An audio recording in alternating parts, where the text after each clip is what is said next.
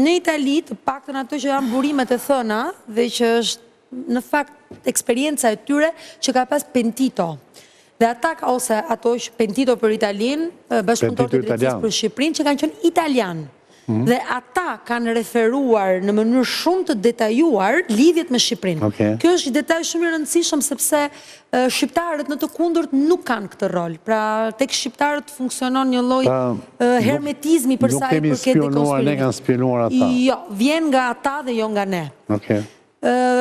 Një goditje mendoj e koordinuar që lidhet pak edhe me atë që ndodhi në Venezuelë, nuk është rastësore fakti që ndodhi tani, sepse vjen me një herë të nesërmen e asaj që ndodhi në Venezuelë, pra që do të thotë që ajo që është informacioni i ardhur nga të gjithë shërbimet për sa i përket këtyre organizatave lidhet me një fuqizim përtej të lejushmes, po e quaj kështu, të mafjes shqiptare tashmë.